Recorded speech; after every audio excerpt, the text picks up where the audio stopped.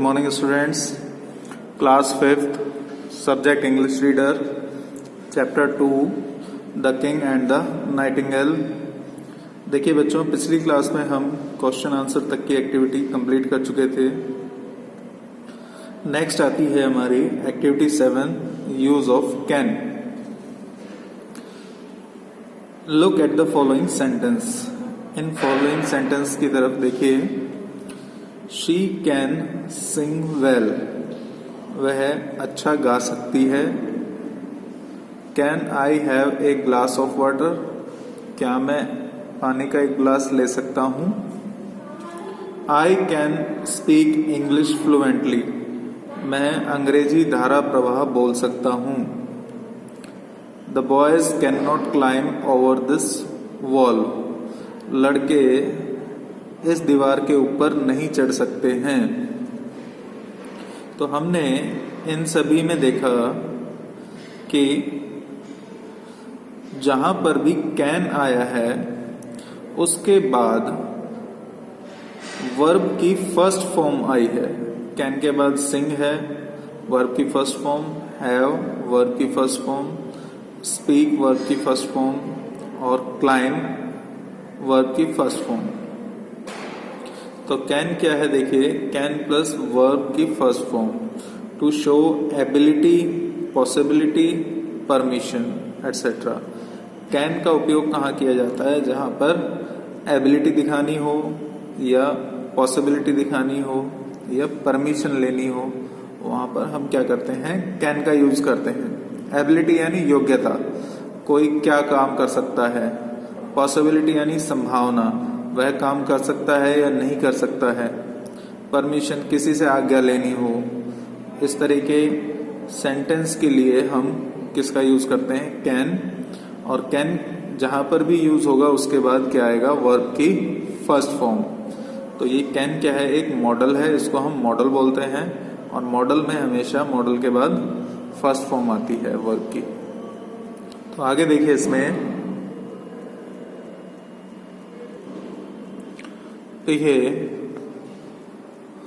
now use the verbs given in the bracket with the verb can as shown in the above example। उस example में जो can के साथ verb लगाकर जो सेंटेंस बनाया गया था उसी तरीके से आपको भी यहाँ पर सेंटेंस बनाना है। तो देखिए, birds fill in the blanks in the air, और वर्ब क्या है, फ्लाई।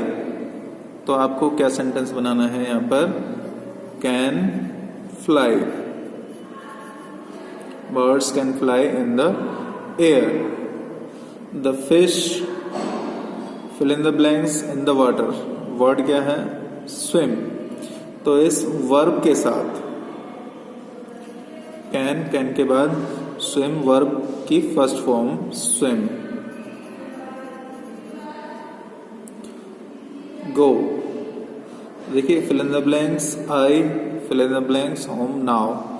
तो यहाँ पर क्वेश्चन मार्क है, इसका मतलब परमिशन लेने के लिए पूछा जा रहा है। तो परमिशन के लिए हम कैन को सबसे पहले लिखेंगे, कैन आई, और उसके बाद वर्ब की first form go. Can I go home.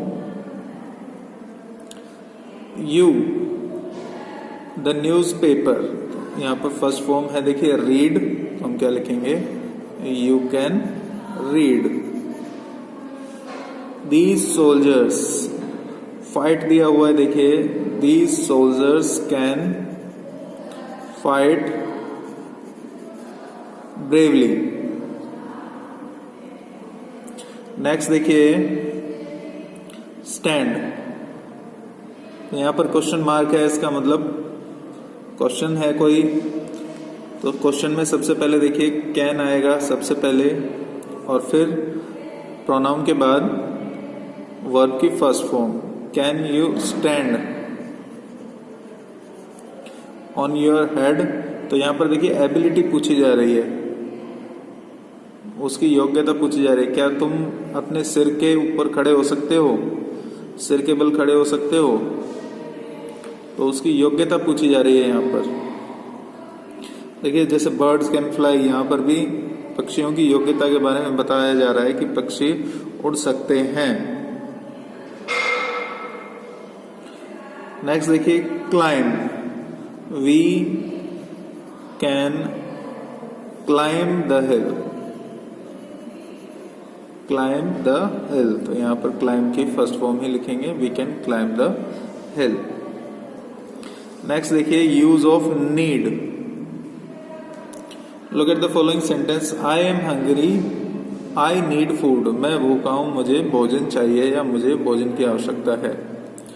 Now complete the following sentence adding the second clause as indicated above by choosing suitable word from the list given below।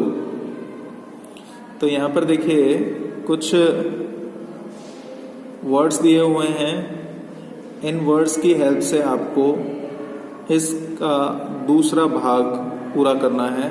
ये first part दिया हुआ है, second part आपको खुद लिखना है। जैसे इसमें फर्स्ट पार्ट है आई एम हंग्री और सेकंड पार्ट है आई नीड फूड। तो यहाँ पर जैसे देखिए आई एम टायर्ड, मैं थका हुआ हूं, तो इसके सेकंड क्लास में यानी सेकंड पार्ट में क्या आ जाएगा, आई नीड रेस्ट। आई हमेशा कैपिटल लेटर में आता है, चाहे कहीं भी आए, सेंटेंस में बीच में आए या कहीं भी आए, शुरू में आए। आई एम थ्रस्टी, मैं प्यासा हूं, तो प्यासे को किस चीज की जरूरत होती है, पानी की, तो क्या लिखेंगे हम, water. I need water, I need water. Next देखिए आई एम ओल्ड, अगर कोई वृद्ध व्यक्ति है तो उसको किस चीज की जरूरत पड़ेगी, उसको हेल्प की जरूरत पड़ेगी, आई नीड हेल्प, तो I need help. I am weak in English, मैं अंग्रेजी में कमजोर हूं, तो मुझे क्या चाहिए, ट्यूटर चाहिए, एक सिखाने वाला चाहिए। I need tutor, TUTOR। It is very hot today, आज बहुत ज्यादा गर्मी है, तो मुझे क्या चाहिए, कूलर चाहिए। I need cooler. तो इस तरीके से हम इसको कंप्लीट करेंगे। नेक्स्ट देखिए एक स्टोरी आती है, complete the story with phrases from the box. कुछ फ्रेजेस दिए हुए हैं, यानी कुछ छोटे वाक्य दिए हुए हैं, इनकी सहायता से आपको ये स्टोरी कंप्लीट करनी है।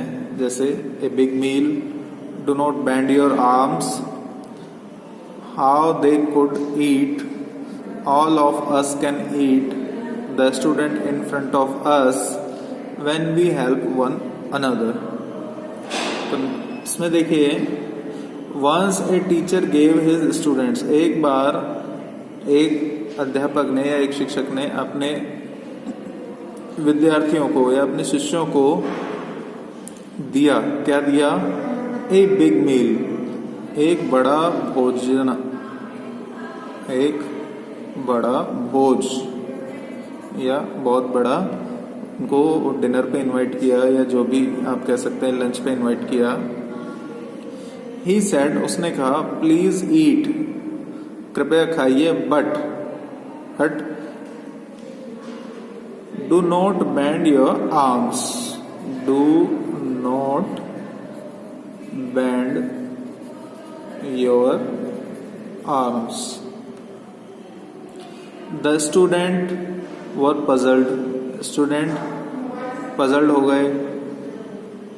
जैसे उन्होंने कहा कि खाइए लेकिन अपने हाथों को मत मोड़िए, बिना हाथों को मोड़े खाइए। तो जो स्टूडेंट्स थे वो चकरा गए या पजल्ड हो गए, चौंक गए कि हम इसको कैसे खाएंगे। How they could eat, how they could eat without bending there arms, कि वे बिना अपने हाथ को मोड़े कैसे खाएंगे। सडनली, अचानक, एक क्लेवर स्टूडेंट स्पोक अप, अचानक एक बुद्धिमान विद्यार्थी बोल उठा, let us each feed, let us each feed